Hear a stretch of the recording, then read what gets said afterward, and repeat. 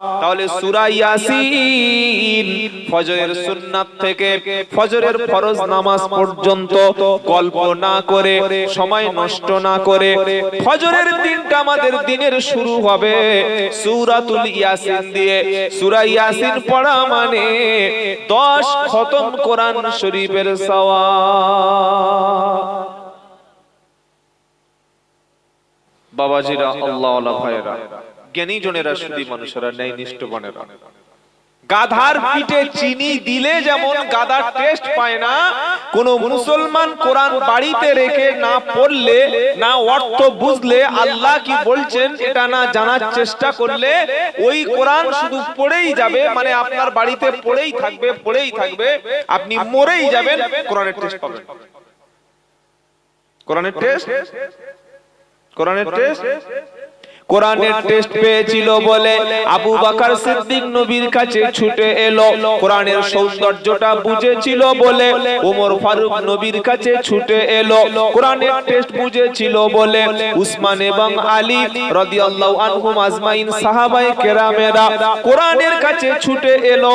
এসে তারা কোরআনটা শিখে নবীর হাতে হাত দিয়ে কালেমা পড়ে মুসলমান হয়ে গেল। জোরে বলুন সুবহানাল্লাহ। আর আল্লাহ পাক ঘোষণা করছে, আমি মুমিনদের জন্য কোরআনটাকে বানিয়েছি শিফা। ওয়া নুনাজ্জিলু মিনাল কুরআনি মা হুয়া শিফাউ ওয়া রাহমাতুল লিল মুমিনিন ওয়ালা ইয়াজিদুল যালিমিনা ইল্লা খাসারা। 15 পারা 9 নম্বর পৃষ্ঠা 2 নম্বর লাইনের 82 নম্বর আয়াত সূরা বানি ইসরাইল। আমার আল্লাহ বলছেন, বিশ্বে যত মুমিন আছে, বিশ্বে যত বিশ্বাসী বান্দা আছে, ও মুমিন ঈমানদারেরা, বিশ্বাসীরা শোনো, তোমাদেরকে শিফা হিসাবে, সমস্ত প্রতিষেধক হিসাবে আমি আল্লাহ কোরআন পাঠিয়েছি। আর এটা তোমাদের জন্য হুদা, এটা তোমাদের জন্য পথ প্রদর্শক, এটা তোমাকে পথ দেখিয়ে জান্নাতে নিয়ে যাবে। ওয়া রাহমা, এটা হলো তোমার জন্য আল্লাহর পক্ষ থেকে দয়া। আদম থেকে আমাদের নবী পর্যন্ত হাজার হাজার নবী এসেছিলেন, কোটি কোটি উম্মত ছিল। কোন উম্মতের কাছে এত বড় শ্রেষ্ঠ কিতাব ছিল না, কোন উম্মতের কাছে এত বরকতময় কোরআন ছিল না।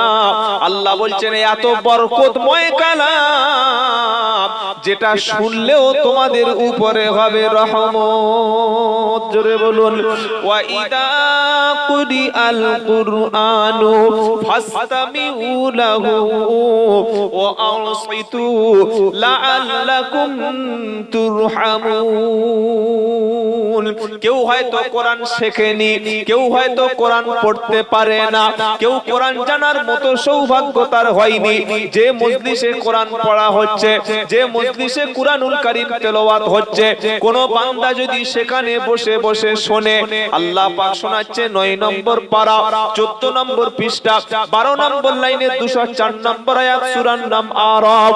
আর আল্লাহ বলছেন, ওয়া ইদা কুরিআল কুরআনু ফাসতামিউ লাহু ওয়া আনসিতু লাআল্লাকুম তুরহামুন। যখন কোরআনুল কারীম তেলাওয়াত হবে, হে বান্দা তুমি সেখানে চুপচাপ থাকো, কোনো কথা বলো না, কোনো শব্দ করো না, ডিস্টার্ব করো না, কোনো কথা তুমি উচ্চারণ করো না, বরং তুমি ফাসতামিউ লাহু শোনো এবং ওয়া আনসিতু চুপচাপ থাকো, শুনবে এবং চুপচাপ থাকো। যদি তুমি ধীর স্থির ভাবে কানটা এবং দিলটা, মনটা সবটুকু কোরআনের উপরে দিয়ে যদি তুমি শোনো, আশা করা যায় লাআল্লাকুম তুরহামুন, আশা করা যায় আমার রহমতটা তোমার উপরে নাজিল হবে।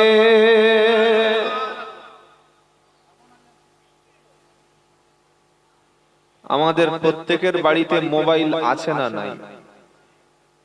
ফোন আসলে গান হয়, হয় না?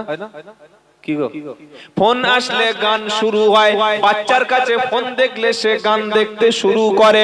স্বামী মোবাইল রেখে বাড়িতে বাজারে গেছে, বিবিও গান দেখতে শুরু করে। ওরে গান হলো শয়তানের ধোঁকা। যেখানে গান বাজনা হবে সে জায়গায় আল্লাহর রহমত কখনো হয় না, আর যেখানে কোরআন তেলাওয়াত হয় ওখানে রহমত কখনো ফুরায় না। সেজন্য প্রত্যেকটা মাদ্রাসায় দেখবেন আলেম ওলামাদের উপরে আল্লাহর একটা বিশেষ রহমত থাকে।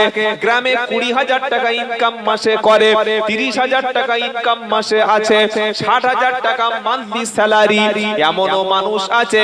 আর ইমাম সাহেবের 4-5 হাজার টাকা মাহিনা, তাও দিতে গিয়ে অনেকে দেয় না। এরপরেও আল্লাহ তাআলা কোরআনের বরকতে ইমামের সম্মান এবং সংসারটা হালাল রুজিটা শান্তির সঙ্গে চলে যায়। স্কুল মাস্টার মাসের প্রথম দিনে মাইনে পায় 40,000 টাকা, 50,000 টাকা।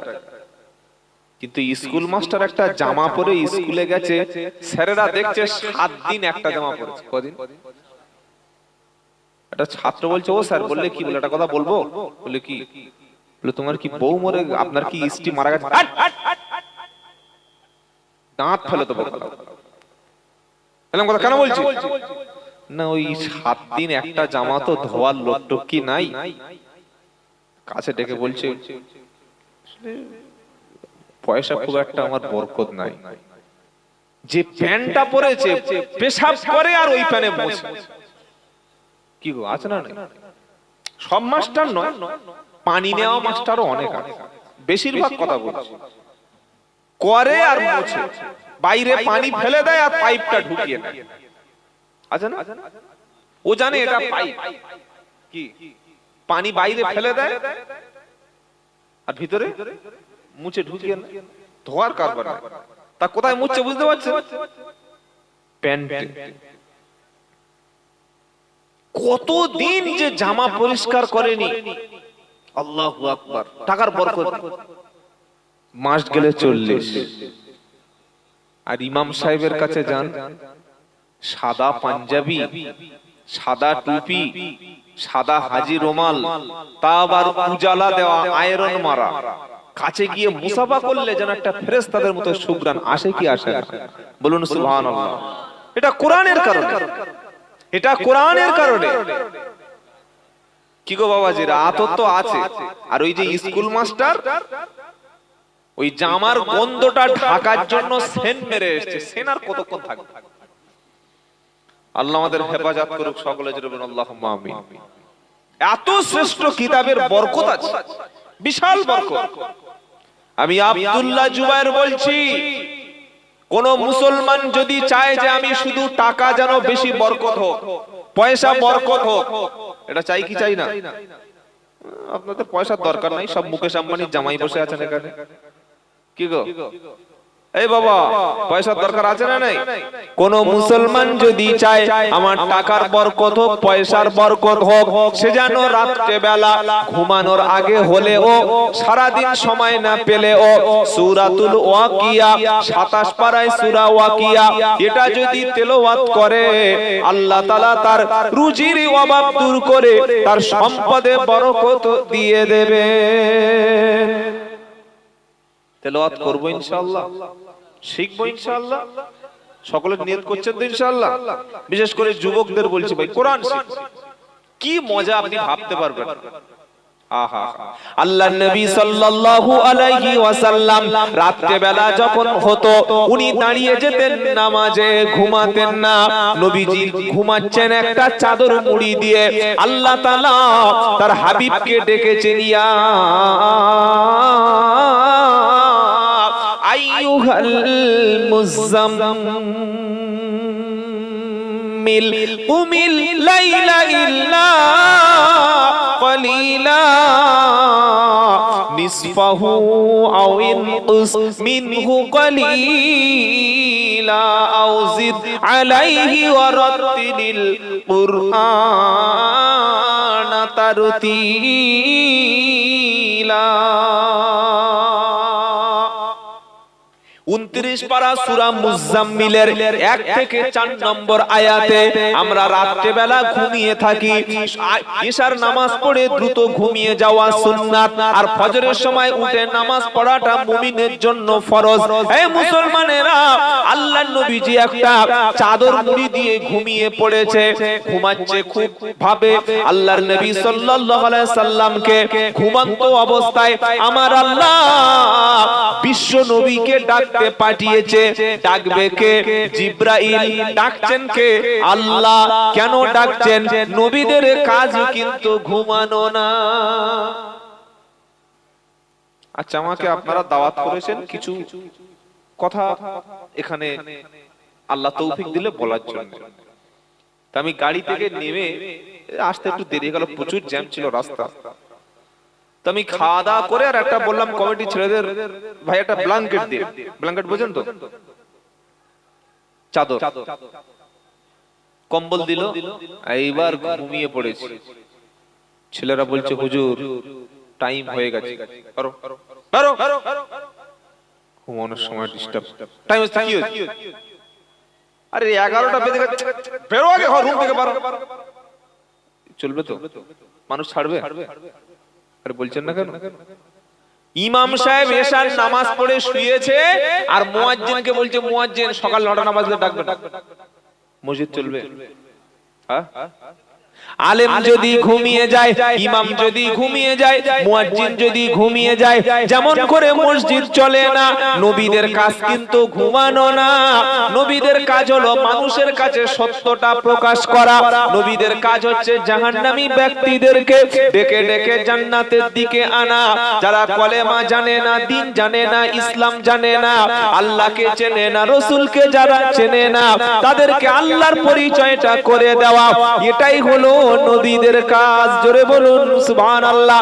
তাই জিবরাইল এসে বলছে ইয়া আইয়ুহাল মুজাম্মিল, হে চাদর ঢাকা ব্যক্তি উঠে পড়ুন, রাতের বেলা উঠুন। রাতের কিছু অংশ বাদ দিয়ে আপনার আল্লাহর জন্য আপনি নামাজে দাঁড়িয়ে যান। রাতের অর্ধেক অংশ অথবা তার চাইতে কিছু অংশ কিংবা তার চাইতে কিছু বেশি অংশ আপনার রবের জন্য দাঁড়িয়ে যান। আর নবীজি যখন দাঁড়িয়ে যেতেন, নবীজি কোরআন তেলাওয়াত শুরু করেছেন, সূরা বাকারা শেষ করে দিয়েছে, সূরা আল ইমরান শেষ করেছে। প্রত্যেকদিন আল্লাহর নবী 3 থেকে 4 ঘন্টা 5 ঘন্টা রাতের বেলা আল্লাহর নবীর আমল ছিল কোরআনুল কারীম তেলাওয়াত করা।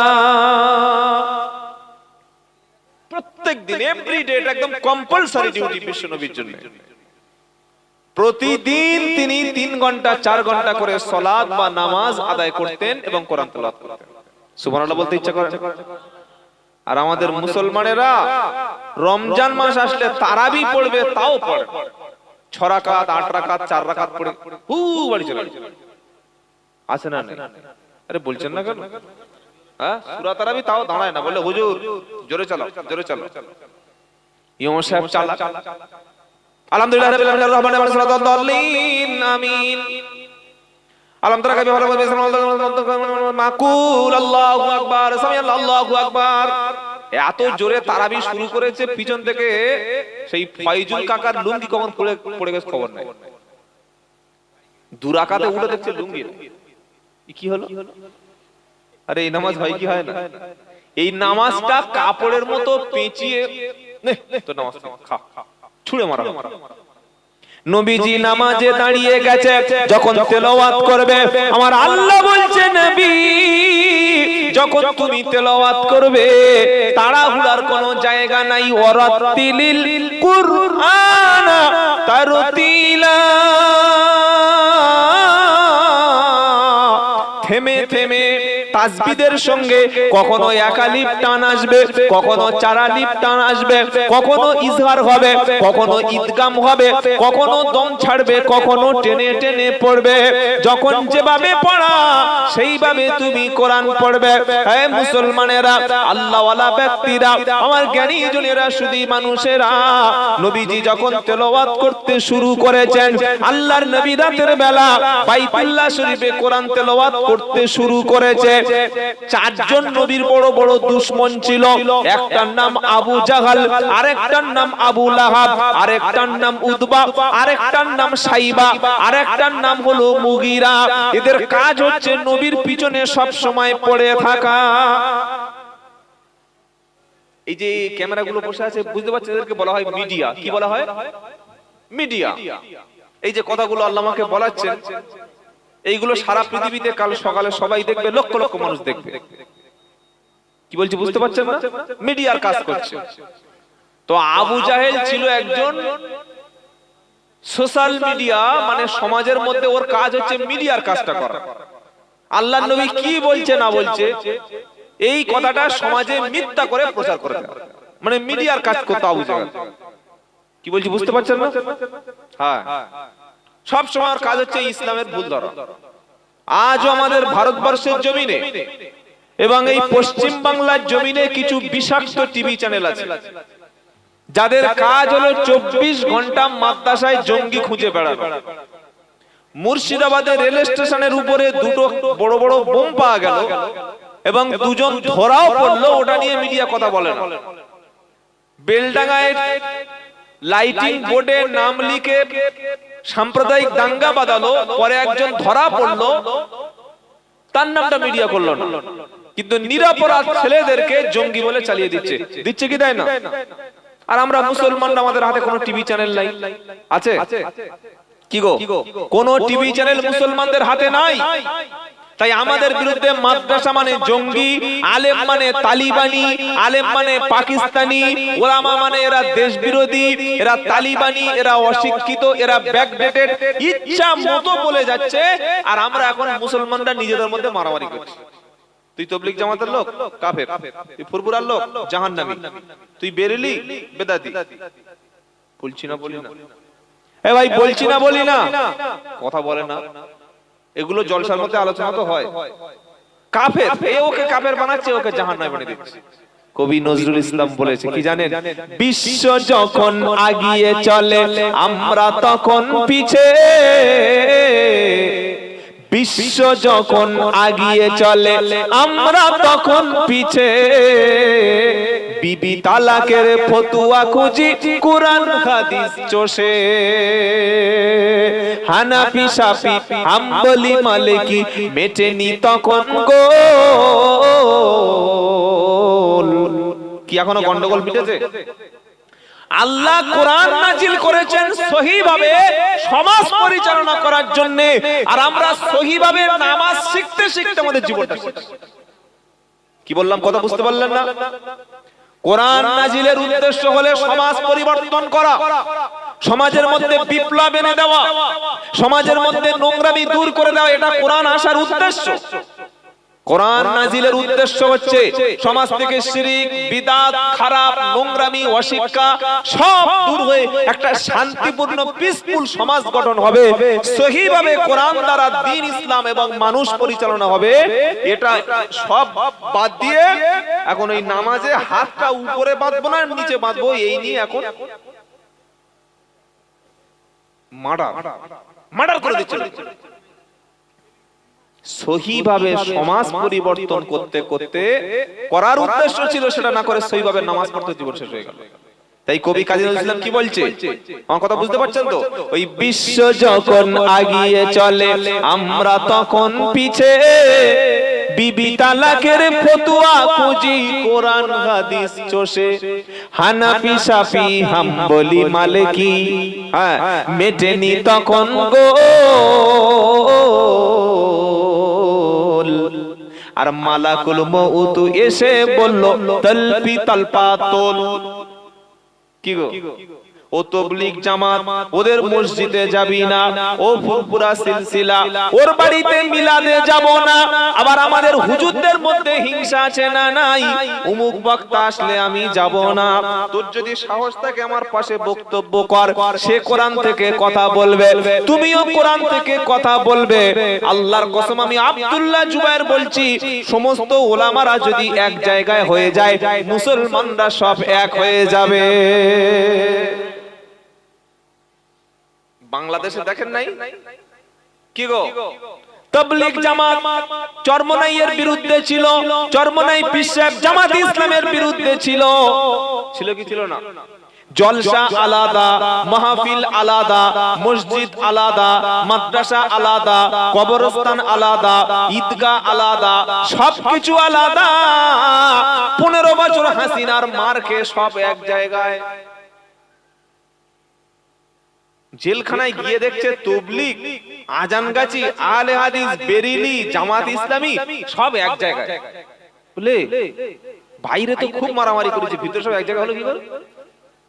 বুঝতে পারছেন না? 15 বছর মার খেয়ে সব মালগুলো সাইজ হয়।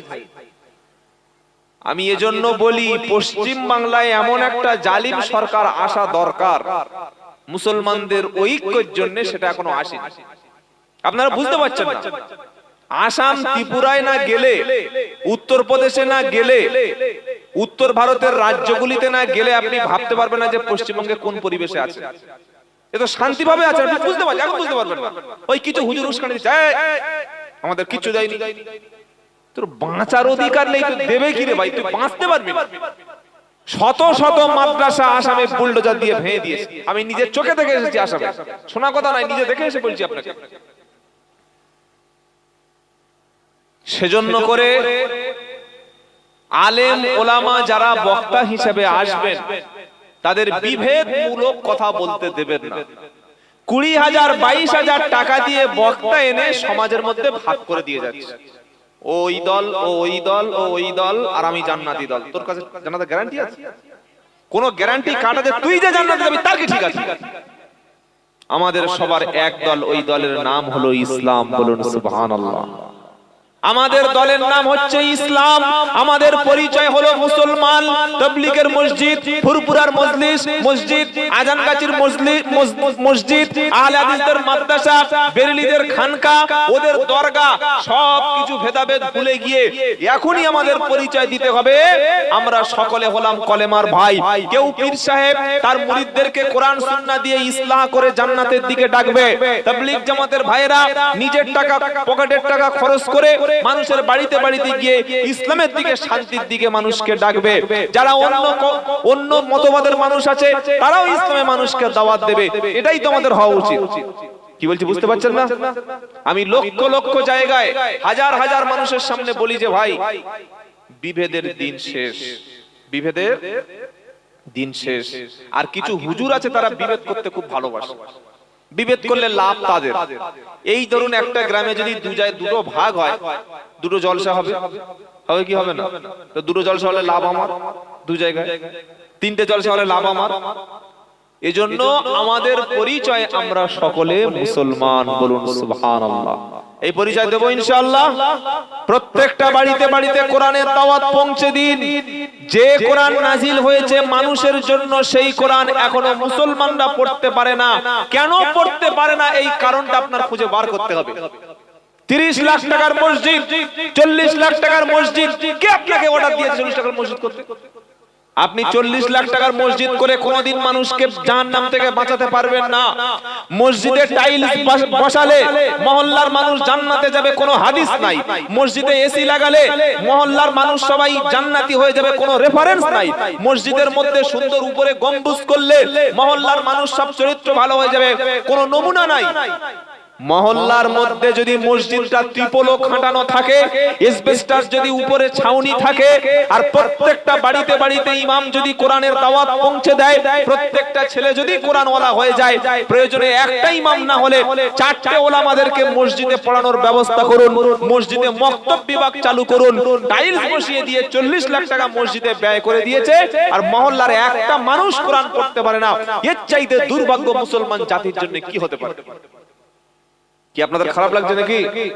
কি গো, আমরা বক্তারা আসি পকেট ভর্তি করে 2 ঘন্টা টাকা নিয়ে চলে যাই। পীর সাহেবরা আসছে, তারা টাকা নিয়ে চলে যাচ্ছে। ইমাম সাহেব মাসের শেষে মাইনে নিয়ে চলে যাচ্ছে। তাহলে আমাদের সমাজের যে রোগগুলো, যে দশাগুলো, এইগুলো আমরা কবে সংশোধন করব? মসজিদ 40-50 লাখ টাকা খরচ করে লাভ নাই। যোগ্য ইমাম মসজিদগুলিতে রাখুন। মিনিমাম বর্তমান বাজারে 12 থেকে 14,000 টাকা দেওয়া ছাড়া একটা ইমামের কোনো মতেই সম্ভব চলে না। কিভাবে সংসার চালাবে? কিভাবে চালাবে? হয় তাবিজ বিক্রি করতে হবে, তাই না হলে 2 নম্বরই করতে হবে, তা নাহলে সুদের টাকা নিতে হবে, আর তা না হলে মসজিদের ক্যাশ বাক্সে রাখতে হবে, হাত মারতে হবে। এছাড়া তো উপায় নাই। 40 লাখ টাকার মসজিদ, 30 লাখ টাকার টাইলস বিছাচ্ছে, আর মহল্লার মধ্যে গাঁজার আড়ত বসে আছে। কমিটির হুঁশ নাই, গাঁজার আড়ত চলছে, সুদের ব্যবসা চলছে, লটারির টিকিট বিক্রি হচ্ছে, মেয়েরা বেপরদার সঙ্গে চলছে। এতটুকু বিবেচনা নাই যে আমার এই মুসলিম সমাজটা বাঁচবে কি করে? যতক্ষণ তাদের হাতে কোরআনুল কারীমের শিক্ষা না দেবেন, সমাজ কোনোদিন বাঁচানো সম্ভব। জোরে বলুন। নবীজি রাতে বেলা কোরআন পড়ছে, আবু জাহাল, আবু লাহাব, উতবা এবং সাইবা তারা বলল চল দেখি মুহাম্মদ সাল্লাল্লাহু আলাইহি ওয়াসাল্লাম কি পড়ছে। প্রত্যেকে কাবা শরীফের কাছে চলে আসলো। সকাল পর্যন্ত কোরআন তারা শুনলো। এত সুন্দর তেলাওয়াত, কারণ আল্লাহ তাআলা কোরআনের মধ্যে দিয়েছে সবচাইতে শ্রেষ্ঠ সুর। জোরে বলুন সুবহানাল্লাহ। এই কোরআন যখন ঈমানদাররা শোনে, ওয়া ইদা সামিউ মা উনজিলা ইলার রাসূল তারা আ'ইউনাহুম তাফিদু মিনাদ দাম'i মিম্মা আরাফু মিনাল হাক্কি ইয়াকুলুনা রাব্বানা আমান্না ফাকতুবনা মা'আশ শাহিদিন। এটা 7 নম্বর পারা, প্রথম পৃষ্ঠা, প্রথম লাইনে 83 নম্বর আয়াত সূরা মাইদা। আমার আল্লাহ বলছেন, হে বিশ্ব নবী, আপনার উপরে যে কিতাবটা, যে কোরআনটা, আসমানি গ্রন্থটা পাঠিয়েছি, ওই বান্দারা যখন এই কিতাবটা শুনবে, আপনি দেখতে পাবেন কোরআন শোনার পরে সত্য যখন তারা চিনতে পারবে, তাদের চক্ষুটা পানিতে তখন ভিজে যাবে। জোরে বলুন না সুবহানাল্লাহ। আজে বাজে আজগুবি গল্প বললে কোনো মানুষের হেদায়েত হবে না। এখন জলসায় কি হয়? উদুম গল্প চলে, কোনো হেদায়েতের বাণী নাই, কিছু নাই। 2 ঘন্টা বক্তা, কালকে এক জায়গায় গিয়েছিলাম, নাম বলবো না, 2 ঘন্টা বক্তা বক্তব্য করলেন। বক্তার শুনলাম 22,000 টাকা ছাড়া উনি আসেন না। আমি পুরো বসে বসে শুনেছি 2 ঘন্টা, একটাও কোরআনের আয়াত বলেনি, একটা আয়াতও বলেনি। হেদায়েত হবে? এই বলছেন না কেন? কোরআন হলো হেদায়েতের কিতাব।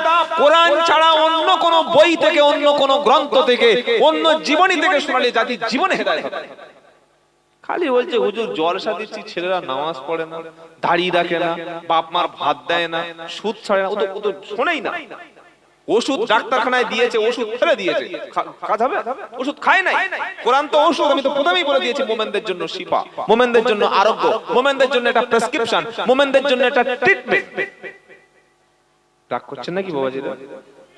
ছেলেকে যদি মানুষ বানাতে হয়, তার কাছে বসে বসে কোরআন পড়ুন, আর কোরআনের অর্থটা তাকে সুন্দর করে বুঝিয়ে দিন। আল্লাহ পাকের নবী কোরআন পড়ছে, আবু জাহেল বুঝতে পারছে কি বলছে, যেহেতু আবু জাহেলের ভাষা হলো আরবি, কোরআনের ভাষা হলো আরবি। আবু লাহাব বুঝতে পারছে নবী কি পড়ছে, উতবা সাইবা বুঝতে পারছে কি বলছে। ফজর হয়ে যাবে, এমন সময় আবু জাহেল পালানো শুরু করলো, আবু লাহাব পালাতে শুরু করেছে। উতবা সাইবা মুগিরা সকলে কাবা শরীফ ছেড়ে চলে যাচ্ছে। কেন? সকাল হয়ে গেলে মানুষ আমাদেরকে দেখলে কি বলবে। যেতে যেতে হঠাৎ করে অন্ধকারের মধ্যে গোঘাটের কাছে গিয়ে আবু জাহেল আর আবু লাহাবের দেখা হলো। কে কে গলা বুঝতে পেরেছে, ও আবু লাহাব। এই ভাই কোথায় গেছিলে? মুহাম্মদ কি বললে? কোরআন শুনতে। তুমিও কোরআন শোনো? ভালো লাগে তাই শুনি। সুবহানাল্লাহ বলবেন না? আবু জাহেল তুমি কোথায় ছিলে? তুমি যেদিকে ছিলে আমি ওর উল্টো দিকে ছিলাম। কি গো? অন্য সাইডে ছিলাম, কাবা শরীফের অন্য সাইডে ছিলাম। তুমি কি করছিলে? ওই তোমার মতো রোগ। কি রোগ? কোরআন শোনার রোগ। এই শুনলে ঠিক একদিন মানুষ হেদায়েত হবে। বলুন না সুবহানাল্লাহ। বড় আশ্চর্য, একটা কোরআনের আয়াত নাই, বক্তব্য করে চলে গেছে। একটা হাদিস নাই, একটা সাহাবাদের জীবনী নাই। এরা পড়ে না, না পড়তে চায় না। কে এদেরকে দাওয়াত দেয়? টাকা খ্যাস খ্যাস খ্যাস খ্যাস করে গুনে দিচ্ছেন, কিন্তু কিছু নিচ্ছেন না, কিছু জানতে চাচ্ছেন না। এটা বললে বলে বিরোধিতা করছে। বিরোধিতা কি? তুই তুমি একটা বক্তব্য করবে, কোরআন বলবে না, একটা হাদিস বলবে না? হাজার হাজার মানুষকে গোমরাহি করে চলে যাচ্ছে। বাপের ঘটনা, তোমার বাপের ঘটনা কি আমি শুনতে যাবো? আবু জাহেল বললে, আবার দেখলো ফের দুজন আসছে, কি দেখি, দেখছে উতবা আর সাইবা, চারটে পাকা পাকা মাল, কাফেরদের লিডার, সুপ্রিম লিডার। আবু জাহেল বলল, শোনে দিকে, বলে তওবা কর। কিসের তওবা? হাতটা দাও। কাল থেকে আর মুহাম্মাদের কাছে সাল্লাল্লাহু আলাইহি সাল্লামের কাছে কোরআন শুনতে আসবে না, শপথ করো। দেখুন এই চোরে চোরে মাসতুতো ভাই হাত দিয়ে বলছে কাল থেকে আসবো না। এই উতবা সাইবা, হাত দাও। দুজনে হাত দিয়ে শপথ করল, বাড়ি চলে গেল। রাত যখন গভীর হলো, আবু জাহেল মনে মনে ভাবলো, আমি তওবা পড়িয়েছি মানে ওরা তিনজন আসবে না, আজকের সকাল পর্যন্ত আমি আবু জাহেল আরামে একা কোরআন শুনবো। জোরে হবে না নাকি? ঠান্ডা বলে গলাও ঠান্ডা হয়ে গেল। নারাই তাকবীর। আবু লাহাব মনে মনে করলো, আমাদেরকে তওবা পড়িয়েছে যে সে একাজার করবে না, আজকের আমি একা মনে মনে গিয়ে সুন্দর করে কোরআন শুনবো। উতবা এবং সাইবা তারাও মনে করলো, আবু জাহাল আবু লাহাব ওরা বড় বড় পাকা পাকা নেতা, ওরা তওবা পড়িয়েছে মানে শপথ করিয়েছে ওরা আসবে না, আমরাও যাব। চারজন চারজনের মতো ভেবে গিয়ে কাবা শরীফের পাশে দাঁড়িয়ে গেল। আর নবীজি তেলাওয়াত শুরু করেছেন, একদম কোরআন তেলাওয়াত করেই যাচ্ছে। হে বাবাজিরা, সোনারা লালেরা, কোরআন যদি কোরআনের মতো পড়া হয়, মানুষ সেখানে বসে বসে কাঁদতে থাকে। আমাদের মায়েরা যে কোরআনটা পড়ে, আমাদের বাড়িতে যে কোরআন পড়া হয়, আল্লাহর কসম করে বলছি, এ কোরআন পড়লে উল্টে আরো গুনাহ হবে।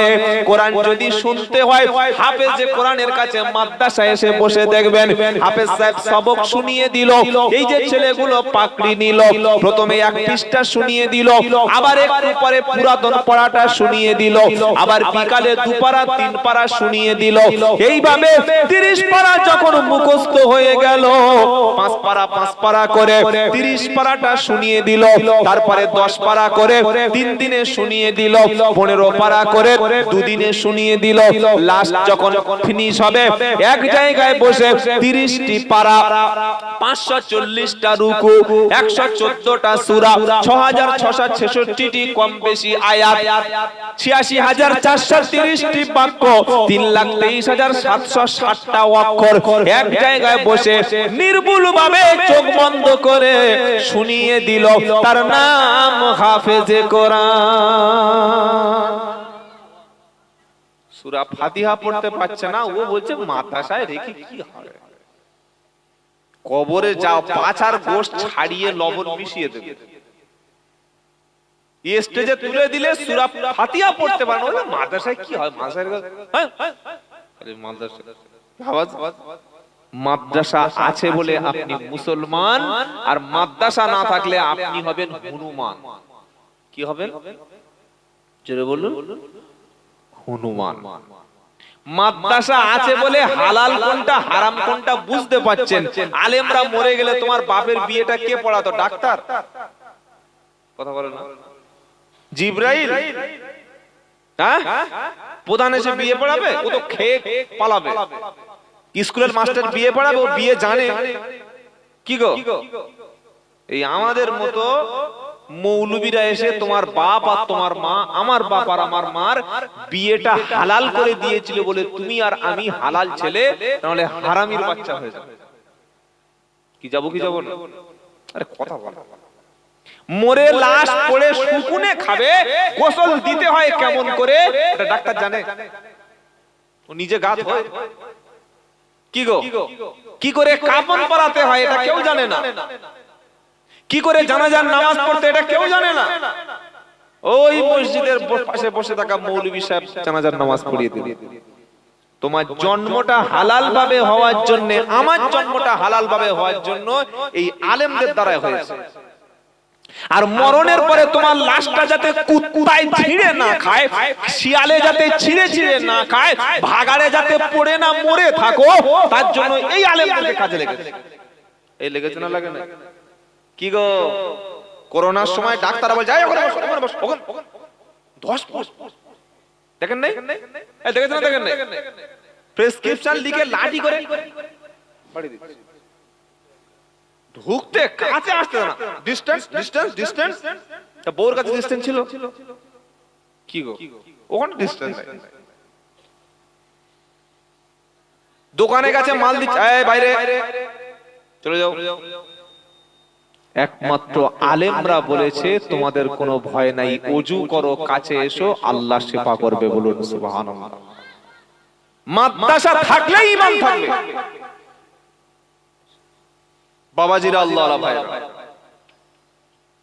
4 জন বলল কেউ যাবি না। আবার পরের দিন 4 জন চলে গেল। আল্লাহর নবী সাল্লাল্লাহু আলাইহি ওয়াসাল্লাম কোরআন পড়তে শুরু করেছে। আবু জাহাল সকাল পর্যন্ত শুনলো, আবু লাহাব সকাল পর্যন্ত শুনলো। 4 জন কোরআন যখন শুনে, আবার যখন সকালে বেলা যে যার মতো চলে যায়, আবার দেখা হয়ে গেল। আবু জাহেল বলল না, এইভাবে যদি মুহাম্মদ সাল্লাল্লাহু আলাইহি ওয়াসাল্লামের ফলোয়ার বেড়ে যায়, মুহাম্মদ সাল্লাল্লাহু আলাইহি ওয়াসাল্লামের যদি ভক্ত বেড়ে যায়, মুহাম্মদ সাল্লাল্লাহু আলাইহি ওয়াসাল্লামের সাপোর্টার যদি বেড়ে যায়, ওমর ফারুকের মতো আমরাও একদিন কলেমা পড়ে যদি মুসলমান হয়ে যাই, তাহলে বাপ দাদা ধর্ম ত্যাগ করে দেব। এর চাইতে অপমান আর কিছু হতে পারে না। তারা এবার বলল, যখন কোন জায়গায় কোরআন পড়া হবে, যখন কোন জায়গায় কেউ কোরআন তেলাওয়াত করবে, সঙ্গে সঙ্গে তোমরা সেই জায়গায় বাধা দেবে। কি করবে? জোরে বলো। বাংলার জমিনে কিছু বেঈমান মুসলমান আছে, তারা কোরআন পড়া সহ্য করতে পারে না। মসজিদে কোরআন শিক্ষা দিচ্ছে একজন এসে বললে কোরআন শেখানো চলবে না, জলসায় কোরআনের মজলিস চলছে, এসব করতে দেওয়া যাবে না। পাড়ায় দুটো মাদ্রাসা হলে তখন বলে মাদ্রাসা রাখা যাবে না, দুটো ইংলিশ মিডিয়াম স্কুল হলে খুব ভালো, খুব খুশি।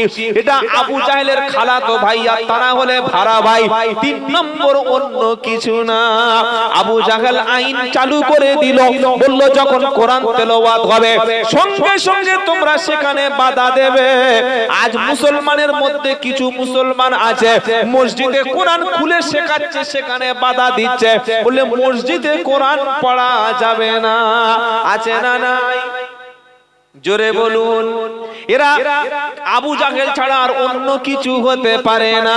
অথচ ভারতবর্ষের জমিনে যত আল্লাহওয়ালা নেককার বান্দা এসেছিল, তাদের প্রথম কাজ হলো জাতির কাছে কোরআনের মাদ্রাসা মক্তব তৈরি করে দেওয়া। আবু জাহেল বলল, এক কাজ কর, শুধু মুখে আইন মুখে বললে হবে না। মক্কায় একটা বিল পাস হলো, একটা আইন পাস হলো। আইনটা কি? وقال الذين كفروا لا تسمعوا لهذا القرآن والغوا فيه لعلكم তাগলিবুন। 24 নম্বর পারা, 18 নম্বর 16 নম্বর পৃষ্ঠা, একদম 11 নম্বর লাইনের 26 নম্বর আয়াত, সূরার নাম হামিম সাজদা। তারা একটা বিল পাস করলো, আইন পাস করলো। আইনটা কি? আল্লাহ তাআলা মুমিনদের জন্য আইনটা কোরআনে কোড করে দিয়েছে। আবার বলছি, ওয়াকালাল্লাযীনা কাফারু, কাফেররা বলল। কে বলল? কাফেররা। কি বলল? লা তাসমাউ লিহাদাল কুরআন, এই কোরআন তোমরা শুনবে না, কোরআন শুনতে যাবে না, কোরআন কোন জায়গায় আলোচনা হলে শুনবে না। শুধু শুনবে না এই কথা বলে কাফেররা আইন পাস করলে হয়ে যেত। তারা বলল, ওয়াকালাল্লাযীনা কাফারু লা তাসমাউ লিহাদাল কুরআনা ওয়ালগাউ ফীহি লাআল্লাকুম তাগলিবুন। তারা বলল কোরআন যেখানে তেলাওয়াত হবে, কোরআনের আলোচনা যেখানে হবে, কোরআনের ব্যাখ্যা যেখানে হবে, কোরআনের মজলিস যেখানে হবে, সে জায়গায় তোমরা যাবে না, সেখানে কোরআন শিখবে না, সেখানে কোরআন শুনবে না। আর সাথে সাথে ওয়ালগাউ ফীহি, সাথে সাথে বাধা দেবে, ভণ্ড করে পণ্ড করে দেবে, অনুষ্ঠানটা বানচাল করবে, অনুষ্ঠানে কাউকে যেতে দেবে না। যদি তোমরা কোরআন শোনা থেকে বিরত থাকো, আর যদি কোরআনের মজলিস, কোরআনের দাওয়াতটা, কোরআন শিক্ষার ব্যবস্থাটা যদি তোমরা বন্ধ করতে পারো, লাআল্লাকুম তাগলিবুন, তাহলে আশা করা যায় তোমরা জয়ী হবে। ওই আবু জেহেল এখনো আছে না নাই? আরে বলছেন না কেন? একটা ছেলে, ইয়ং ছেলে, মুখে দাড়ি রেখেছে, 5 ওয়াক্ত নামাজ পড়ছে। ছেলেটা ইংলিশ মিডিয়ামের শিক্ষক বা একটা হাই স্কুলের শিক্ষক, 5 ওয়াক্ত নামাজ পড়ে, কোরআন শেখে। এটা শয়তানের ভালো লাগবে? শয়তান সহ্য করবে? ও শিখে মসজিদে গিয়ে 5টা ছেলের হাত ধরে শেখাচ্ছে। পাড়ার লোকেরা বলছে এই মনিরুল মাস্টার, শহীদুলের ছেলে, বড় ছেলে, কি তুই এখন দাড়ি রেখেছে, যে দাড়ি রেখেছে তার চুল কোনা, পাশের লোকে কি বলছি বুঝতে পারছেন? আমি রেখেছি, আমার চুল কবে না, আমার পাশের মালের চুল কবে? দাড়ি দাড়ি তো আমার দাড়ি তোর চুল করছে বলে শুধু দাড়ি রাখিনি, ও এখন মসজিদে কোরআন পড়ছে। কি হয়েছে? ও একা পড়ছে, 8টা 10টা 12টা ছেলে নিয়ে শেখাচ্ছে। হুজুরের কাছে হুজুর বলে কি বলে আমাদের মসজিদে কোরআন শেখাচ্ছে। কে শেখাচ্ছে? কে?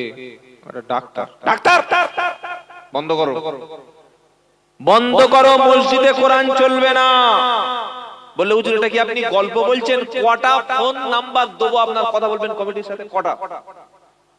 প্রায় দিন ফোন করে বলে হুজুর মসজিদে কোরআন শিক্ষা দিচ্ছেন। এরা আবু জাহেলের চাইতে আরো ফাস্ট। মসজিদে যদি কোরআন না পড়া হয় তো কোরআন কোথায় পড়বে? এরা চায় কোরআনটা মরণের পরে পড়ুক, তাতে আমাদের মতো কিছু গন্ডমূর্খ হুজুরের পেটটা চলে যাবে। কোরআনটা যদি মানুষ না শেখে আমাদের কিছু তাবিজ কবজ বিক্রি হবে। কোরআনটা যদি না শেখে আমরা মূর্খ পাড়ায় ঘোল বিক্রি করে খেতে পারবো। কিন্তু হাক্কানি ওলামারা, হাক্কানি ওলিরা, হাক্কানি পীরেরা, আল্লাহওয়ালারা জীবনের বিনিময় হলেও তারা জলসায় যেমন কোরআনের কথা বলে, তারা খানকার মধ্যে মুরিদদের কাছে কোরআনের সবক দেয়, সেই সাথে এই কোরআনের দাওয়াত নিয়ে নিজের টাকা খরচ করে বেদিন বদ্দিন নাম মুসলমান, চামড়াটা খালি কাটিয়েছে মুসলমান, তার চরিত্র, তার চেহারা, তার কাজ, তার কথাবার্তা, আকলাক একটাও সুন্নাতে নববীর উপরে চলে না। এই ব্যক্তিকে কোরআন শিখিয়ে দিন, ইনশাআল্লাহ সে একটা জান্নাতি বান্দা হয়ে যাবে। বলুন সুবহানাল্লাহ।